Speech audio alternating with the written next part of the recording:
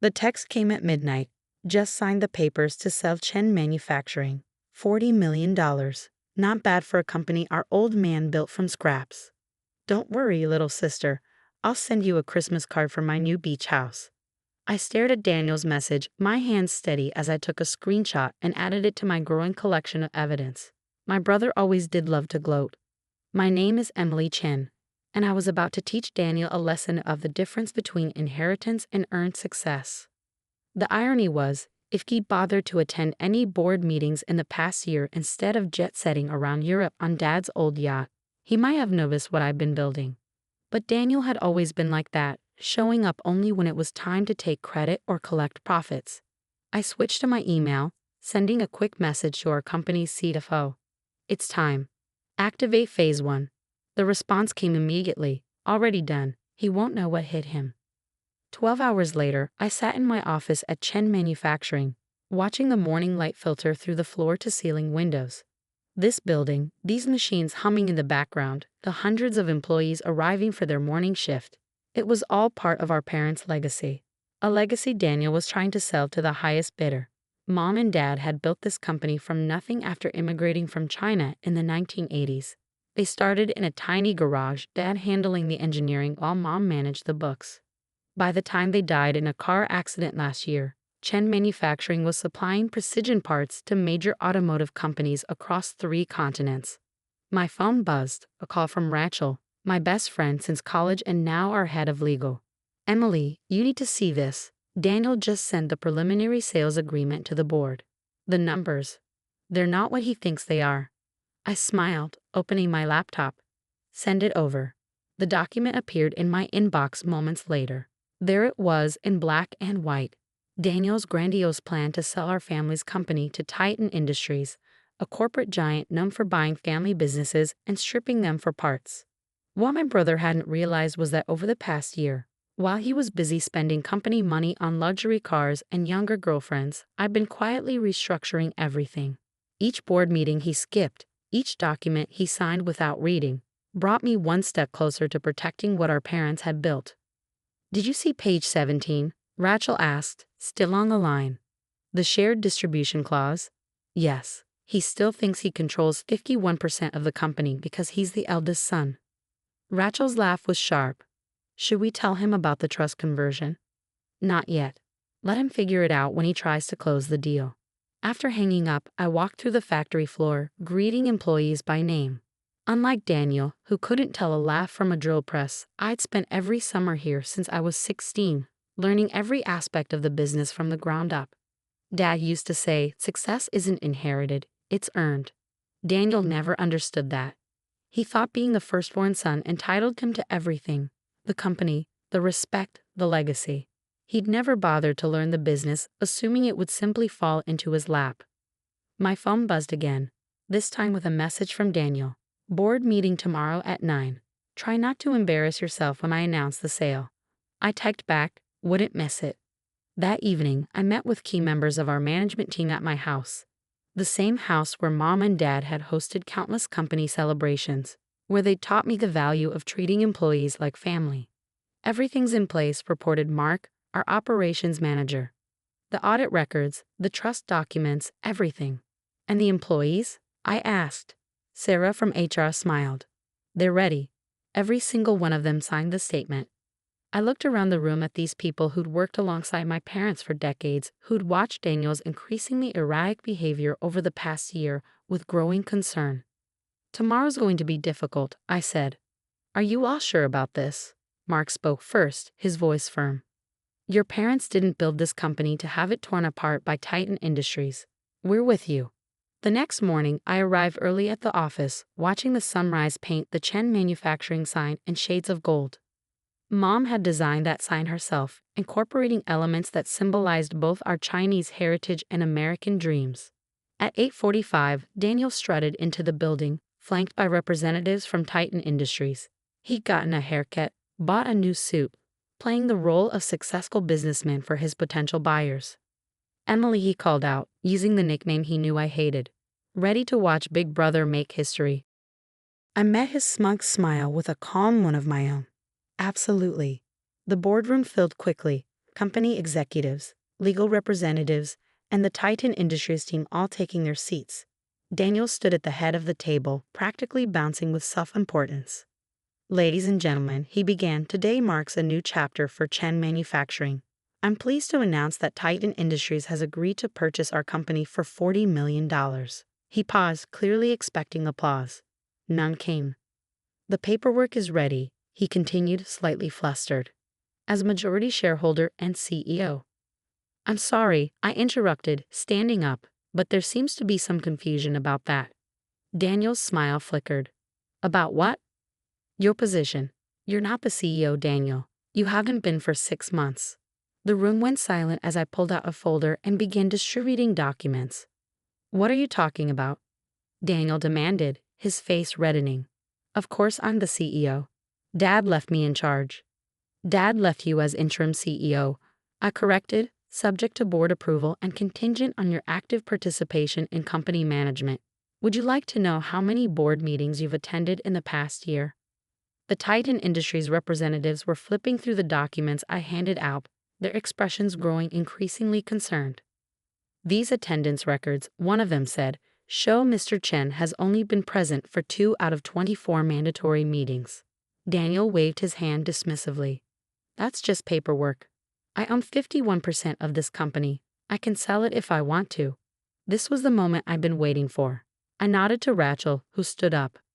Actually, she said, according to the trust conversion executed by your parents before their death, your shares were contingent on meeting certain management participation requirements you failed to meet. She turned to the Titan Industries team. I'm afraid Mr. Chen no longer has the authority to negotiate this sale. Daniel's face went from red to purple. You're lying. This is impossible. I pulled out one final document, the trust agreement our parents had signed 2 months before their accident. They knew, Daniel. They knew you'd try something like this. That's why they put safeguards in place. The Titan Industries representatives were already packing up their briefcases, making polite but hasty excuses. This isn't over, Daniel snarled, pointing at me. You think you can steal my company? No, Daniel. I think I can save our parents' company. There's a difference. As security escorted him from the building, I sat down in our father's old chair, feeling the weight of responsibility settle on my shoulders. Phase 1 was complete, but the real work was just beginning. My phone buzzed, a message from Rachel. Ready for Phase 2? I looked out at the factory floor, where employees were gathering, waiting to hear what would happen next. They trusted me, supported my plan, believed in my vision for the company's future. Yes, I replied. It's time to show everyone what Chen Manufacturing can really do. The media coverage started the next day. Family drama at Chen Manufacturing. CEO ousted in failed sale attempt. Read the headlines.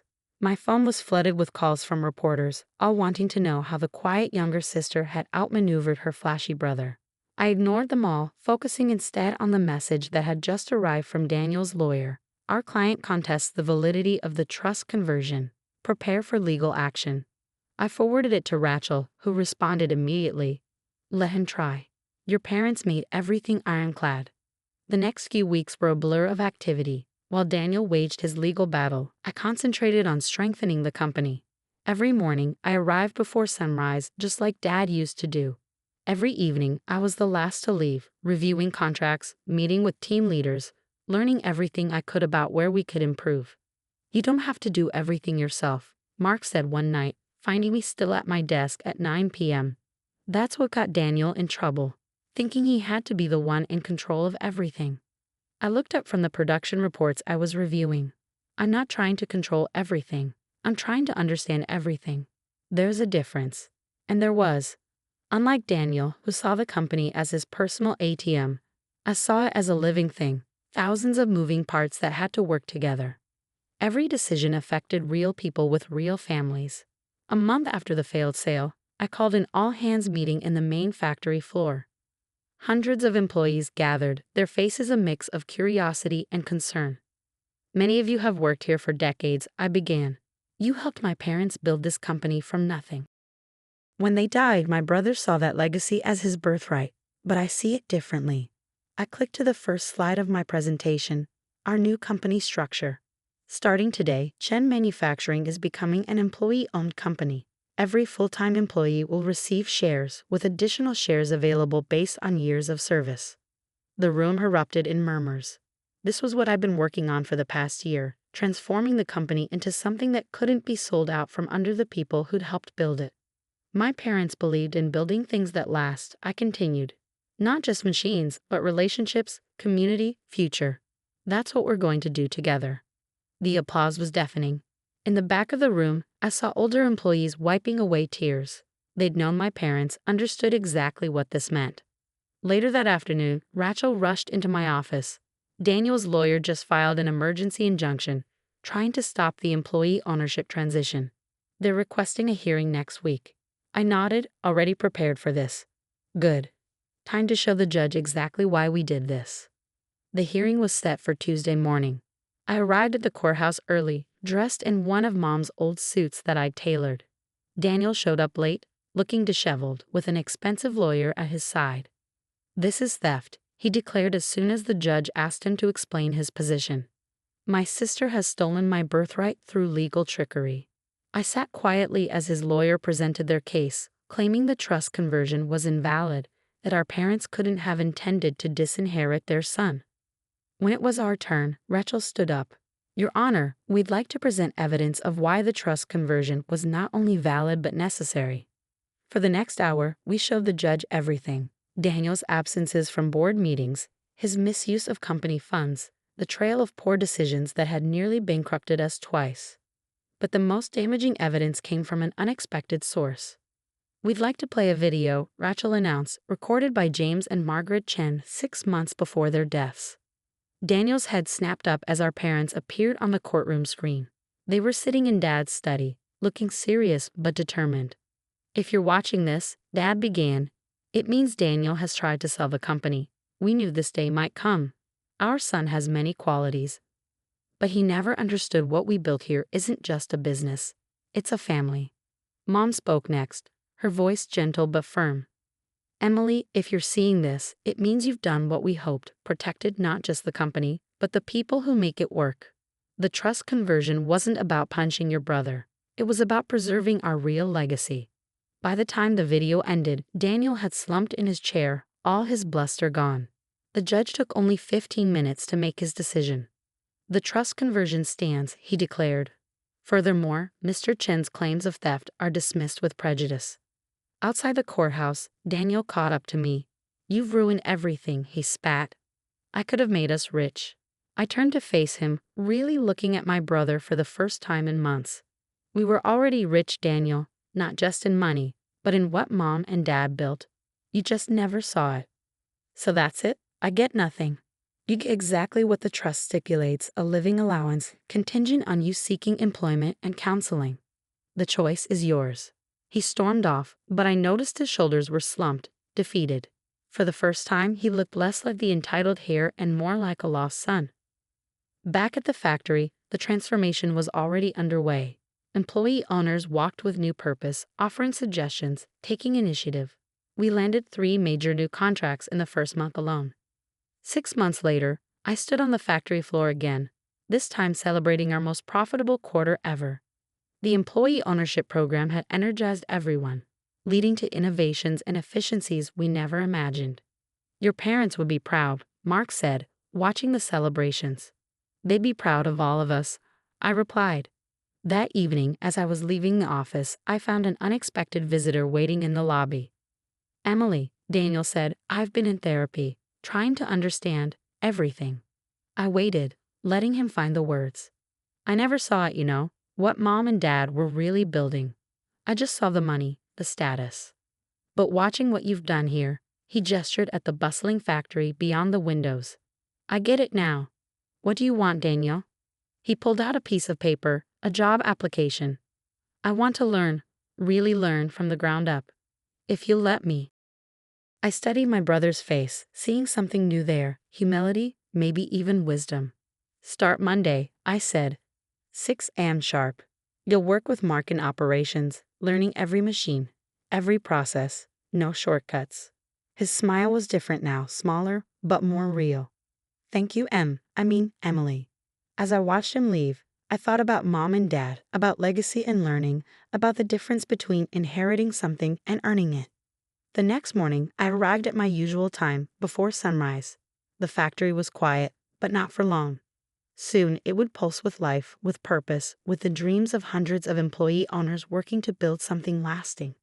My phone buzzed, a message from Rachel. "Did you really hire Daniel?"